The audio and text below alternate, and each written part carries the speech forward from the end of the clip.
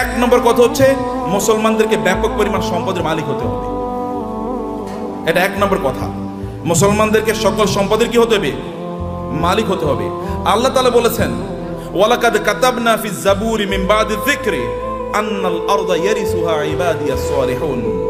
আমি আসমানি কিতাবগুলোতে এই কথা বলে দিয়েছি, এই জমিনের প্রকৃত মালিক, এই পৃথিবীর মালিক হচ্ছে দিনদার লোকেরা, আল্লাহওয়ালা লোকেরা, নামাজি লোকেরা, যাকাত যারা দেয়, হজ যারা করে, যারা মানুষের প্রতি অন্যায় আচরণ করে না, হালাল ভাবে জীবন যাপন করে, এই সকল ব্যক্তিরা এই জমিনের মালিক। এটা আমি আসমানি কিতাবে লিখে দিয়েছি।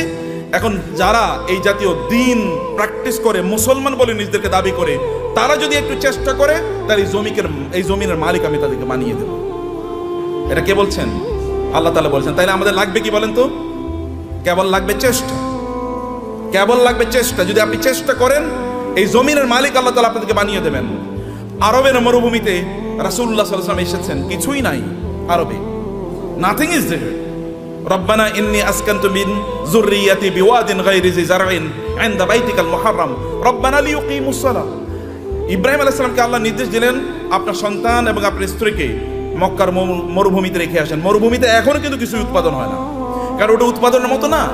ওইখানকার মাটি উৎপাদন করে না, ওইখানে পাথরে মাটি, এমনকি পাহাড়গুলো পর্যন্ত পাথরের। আমাদের দেশে তো পাহাড় হলো মাটির, কিন্তু সেখানে পাহাড় মাটির না, পাথরের পাহাড়। এখানে কিছুই উৎপাদন হয় না, এবং সেখানে কোনো সোর্স অফ ওয়াটারও নাই, পানিরও ব্যবস্থা নেই, জমজম ছাড়া কোনো পানির ব্যবস্থা নেই। তাহলে সেখানে উৎপাদন হবে কি দিয়ে?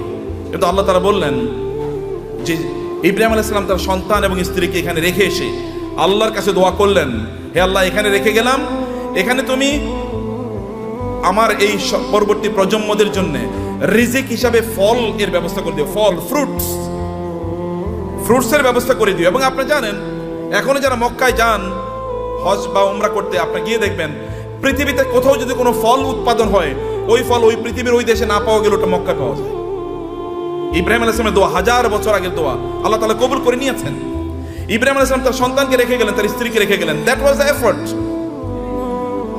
which he has done. তার পক্ষে এতটুকুই করা দরকার ছিল, তিনি এতটুকুই করেছেন, বাকিটা আল্লাহ সুবহানাহু ওয়া তাআলা ব্যবস্থা করে দিয়েছেন।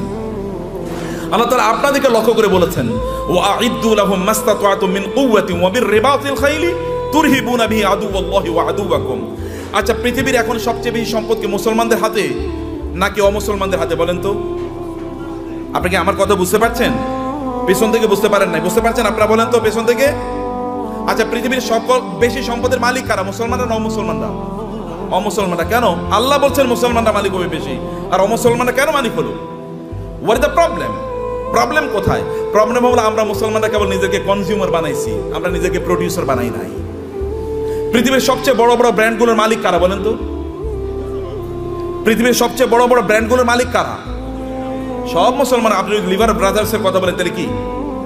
আপনি যদি অ্যাপলসের কথা বলেন, এমনকি অ্যামাজন, এটা তো একটা মার্কেটিং প্লেস, অথবা আলিবাবা, এগুলো সব মুসলমানরা তৈরি করছে, মানে অমুসলমানরা। সবকিছু, সকল ব্র্যান্ডের মালিক তারা। তাহলে আমরা কি করলাম? আমরা কেবল খাই, ঘুমাই আর টয়লেটে যাই, এর বাইরে কোনো কাজ নাই।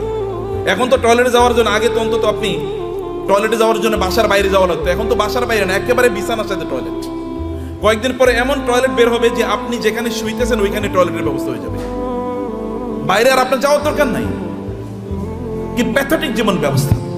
মুসলমানদের তো এটা করার কথা ছিল না। আল্লাহ তাআলা আপনাকে নির্দেশ করেছেন, ফাইজা কুদিয়াতিস সালাতু ফান্তাশিরু ফিল আরদি ওয়াবতাগু মিন ফাদলিল্লাহ। নামাজ শেষ মসজিদে বসে থাকা যাবে না। ওমর রাদিয়াল্লাহু তাআলার যুগে একদল যুবক নামাজের পর মসজিদে বসেছিলেন।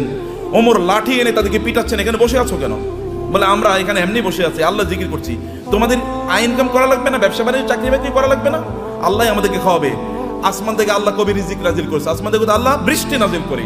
এই বৃষ্টিকে জমিনের ফসলের জমিতে নিয়ে তারপরে ফসল উৎপাদন করা লাগে, তোমাকে সেটা করতে হবে। লাঠি নিয়ে এসে তাদেরকে পিটিয়ে বের করে দিয়েছে, যাও চাষাবাদ করো, ফসল উৎপাদন করো, চাকরি বাকরি করো, ব্যবসা বাণিজ্য করো, এটাই তোমাদের কাজ।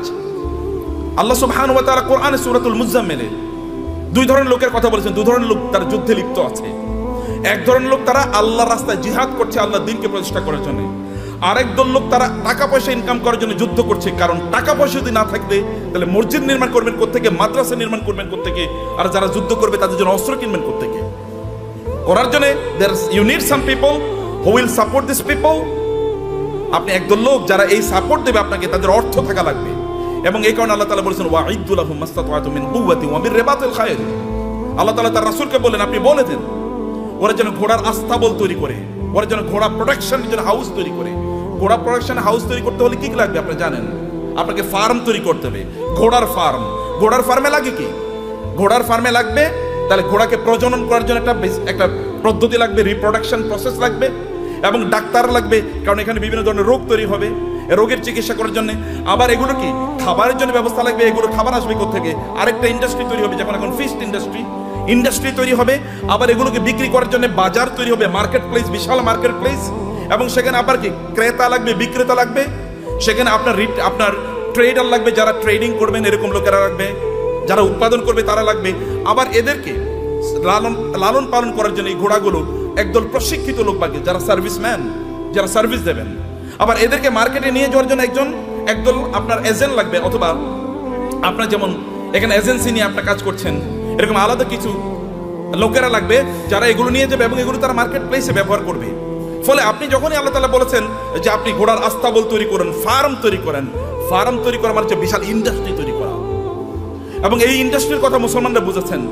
প্রায় 1200 বছর জুড়ে রাসূলের আগমনের পর থেকে শুরু করে 1200 বছর জুড়ে গোটা পৃথিবীর সকল প্রায় ইন্ডাস্ট্রির মালিক ছিল মুসলমানরা, অধিকাংশ ব্র্যান্ডের মালিক ছিল মুসলমানরা। কিন্তু আমরা যখন এই ব্র্যান্ড থেকে বের হয়ে গেলাম, যখন আমরা মনে করলাম আমরা ওই যে বৈরাগী জীবন যাপন করলাম, খ্রিস্টানদের মতো বৈরাগী জীবন যাপন করা শুরু করে দিলাম, না আমি মাওলানা সাহেব, আমি ইমাম সাহেব, আমি কেবল আজান দেবো, আমারে যা পয়সা লোকেরা যা দান সাদাকা করে এই দান সাদাকা খায় আমি বাঁচবো, এইরকম মানসিকতা যখন আমাদের তৈরি হয়ে গেল, আমি জাকাত খাবো, এইরকম মানসিকতা যখন তৈরি হয়ে গেল, তখন আমাদের কাছ থেকে চলে গিয়েছে অন্যদের কাছে নেতৃত্ব। পৃথিবী তারাই নেতৃত্ব প্রদান করে যাদের হাতে টাকা থাকে, এটা মনে রাখবেন। যাদের হাতে অর্থ থাকে তারাই পৃথিবী নিয়ন্ত্রণ করে। আমেরিকা কেন সুপার পাওয়ার? তাকে কেন ব্রিটিশরা সুপার পাওয়ার ছিল?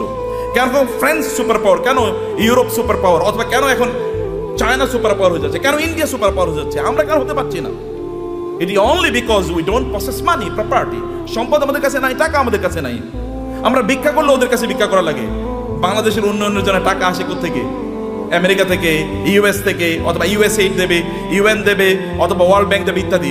ওগুলো কি আমাদেরকে কি দেয়? সাদাকাই তো দেয়। জাকাত মানে জাকাত হতে বা তারা দেয় না, তারা সাদাকা দেয়, তারা চ্যারিটি করে, তারা দান করে আমাদেরকে। আর দান করা হাত, এই হাতই গোটা পৃথিবী নিয়ন্ত্রণ করবে। যে হাত দান গ্রহণ করে, এই হাত পৃথিবী কোনোদিন নিয়ন্ত্রণ করতে পারে না। আল্লাহ সুবহানাহু ওয়া তাআলা কোরআনে উল্লেখ করেছেন যে আমরা যেন আকিমুস সালাতা আতুজ যাকাতা, নামাজ পড়ো জাকাত খাও। বুঝেন না আপনারা এখনো? আল্লাহ কি বলেছেন? নামাজ পড়ো জাকাত খাও, নাকি? কেন বুঝেন না? কথা বলছেন না কেন? আপনার এতগুলো লোক, কোন আওয়াজ নেই। নামাজ পড়ো জাকাত খাও, নামাজ পড়ো। তোর জাকাত কবে দেবেন আপনি? আপনাকে জাকাত দেওয়ার মতো সম্পদের মালিক হওয়া লাগবে। আল্লাহ বলেছেন প্যারালাল। আপনি নামাজ পড়তেছেন, জাকাত দিতেছেন, আপনি তো পূর্ণ মুসলমানই হন না। জাকাত দেওয়ার মতো প্রপার্টি অর্জন করতে হবে। কেন আপনি বসে থাকেন? আপনার অলসতা। আল্লাহ রাসূল আল্লাহর কাছে দোয়া করেছেন, আল্লাহুম্মা ইন্নী আউযু বিকা মিনাল হাম্মি ওয়াল হাযান ওয়া মিনাল আজজি ওয়াল কাসাল।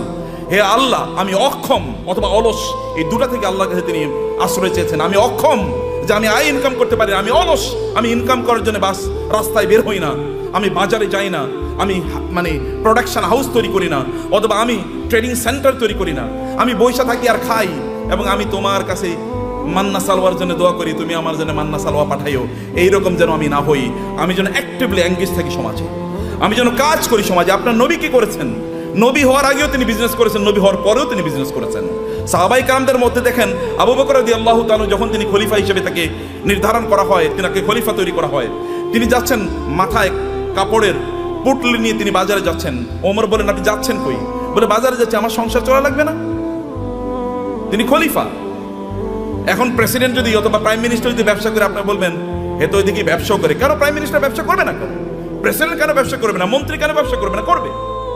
ব্যবসা তো আমাদেরই করা উচিত, কারণ আমরা inherently by born, by virtue of our identity, আমরা মুসলিম হওয়ার কারণে, কোরআন ধারক এবং বাহক হওয়ার কারণে আমাদেরকে বিজনেস করা লাগবে।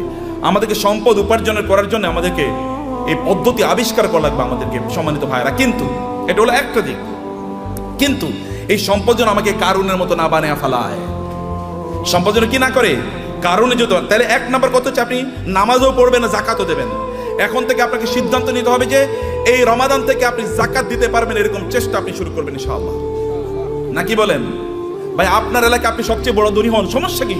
সম্পদ উপার্জন করা কি হারাম নাকি? সম্পদ উপার্জন করা হারাম? নো, সম্পদ উপার্জন করা তো ফরজ, ইনকাম করা ফরজ, ইনকাম করা ফরজ। ইসলাম প্রচারে সবচেয়ে বেশি অবদান কার ছিল? আবু বকর। আবু বকরের চেয়ে মক্কায় ধনী কে ছিল? ইসলাম প্রচারের ক্ষেত্রে সবচেয়ে বেশি অবদান ছিল খাদিজাতুল কুবরা রাদিয়াল্লাহু তাআলা আনহার।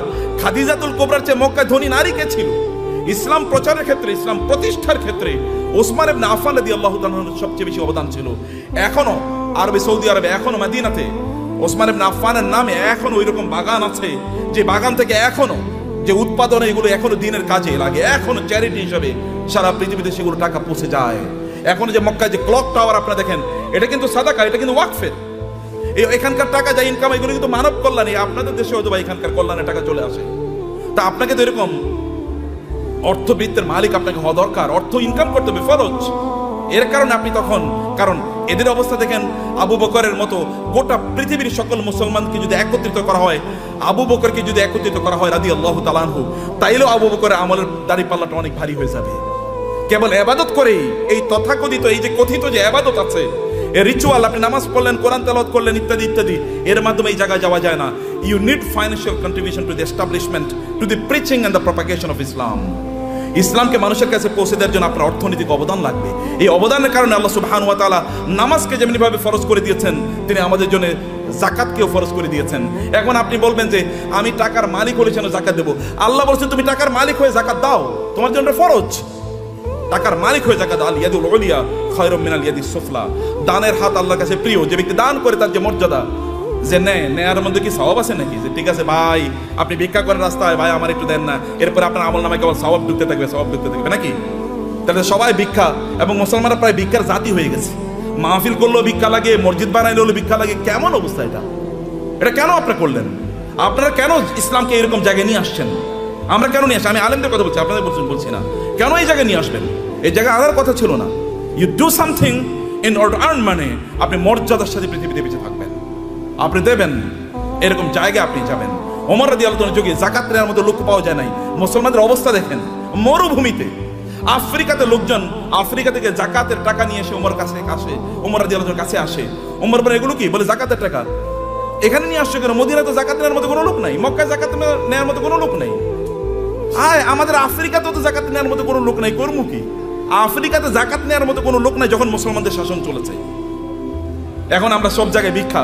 আফ্রিকা মানে হচ্ছে ভিক্ষুকের জাতি, অথবা আন্ডার ডেভেলপ, লিস্ট ডেভেলপড, অথবা সবচেয়ে অনুন্নত দেশ। বাংলাদেশ মানে হচ্ছে ফকিরের দেশ, আমরা এরকম মনে করে থাকি। আপনাদেরকে দায়িত্ব নিতে হবে এই বাংলাদেশের মুসলমানদেরকে, অথবা এই সমগ্র জাতিকে অবশ্যই দারিদ্র থেকে অথবা এই ভিক্ষাবৃত্তি থেকে জাতিকে উদ্ধার করতেই হবে আমাদেরকে। এবং এই জন্য ব্র্যান্ড ডেভেলপ করেন, ডু সামথিং। এটাও ইবাদত। বিজনেসের চেয়ে বড় ইবাদত নাই। বিজনেসের লোকেরা জান্নাতে নবী রাসূলদের সাথে থাকবে, আল্লাহ রাসূল বলেছেন। যারা বিজনেস করে, সৎ বিজনেস করে, তারা নবী রাসূলদের সাথে থাকবে জান্নাতে। অন্যরা কিন্তু এরকম থাকতে পারবে না। আমার মতো এরকম খালি দাওয়াত দিয়ে গেলাম আর আপনার কাছে আসলাম, আশা করছি কিছু টাকা দিলে এরপরে আমার সংসারটা চলবে, আছে কিনা এরকম? আপনার প্রফেশন কি? ব্যবসা কি? আপনার চাকরি কি? কইলে আমি ওয়াইজ হলো আমার চাকরি। ওয়াইজ কোনো চাকরি নাকি? ওয়াজ কি কোনো চাকরি? কিন্তু আমাদের দেশে এটা চাকরি হয়ে গেছে। আপনার চাকরি কি? আমি ইমামতি হলো আমার চাকরি। নো, ইমামতি চাকরি না। আমার এরকম হওয়া দরকার। আমার সাইড বিজনেস আছে, বাকি কাজগুলো আমি এভাবে করি।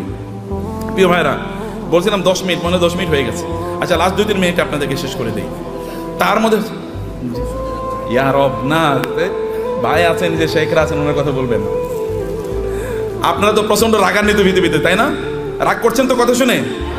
আচ্ছা, পেছন থেকে কানো আওয়াজই শুনি না, ঘটনা কি? এই পিছনে একটু ক্যামেরাটা ধরেন তো দেখি সবাই আছে কিনা, জীবিত। জীবিত আছেন নাকি? মাশাআল্লাহ মাশাআল্লাহ মাশাআল্লাহ। একটু হাতটা নাড়ান তো দেখি, হাতের ব্যায়াম হোক। গুড, ঠিক আছে, নামান, হাত নামান। ভাইরা আমার, সম্পদের মালিক হওয়ার জন্য আমি আপনাকে অনুপ্রাণিত করছি। আপনার সম্পদের মালিক হন, কিন্তু সম্পদের মালিক কারুনের মতো হওয়ার জন্য করবেন না। আল্লাহ সুবহানাহু ওয়া তাআলা সূরাতুল কাসাসে কারুনের ঘটনা বলেছেন। যদি সময় পান তাহলে আজকে বাসায় গিয়ে সূরাতুল কাসাসে এই কারুনের আয়াতগুলো, যেখানে আল্লাহ তাআলা বলেছেন ইন্না কারুনা, আয়াত নাম্বার হচ্ছে 40 থেকে শুরু করে 76 থেকে শুরু করে কারুনের ঘটনা পড়বেন, সূরাতুল কাসাস। ইন্না কারুনা কানা মিন কওমি মূসা ফাবাগা আলাইহিম ওয়া আতাইনাহু মিনাল কুনুজি মা ইন্না মাফাতিহাহু লাতানু বিল উসবাতি উলিল কুওয়া ইয ক্বালা লাহু কওমুহু লা তাফরাহ ইন্নাল্লাহা লা ইউহিব্বুল ফারিহিন। আল্লাহ সুবহানাহু ওয়া তাআলা বলেছেন, কারুনের গল্প আমাদেরকে বলছেন। তাহলে আমার আলোচনা দুটো পার্ট, এর একটা পার্ট আমি শেষ করলাম, আপনাদেরকে সম্পদের মালিক হতে হবে, প্রচুর পরিমাণ সম্পদের মালিক হতে হবে।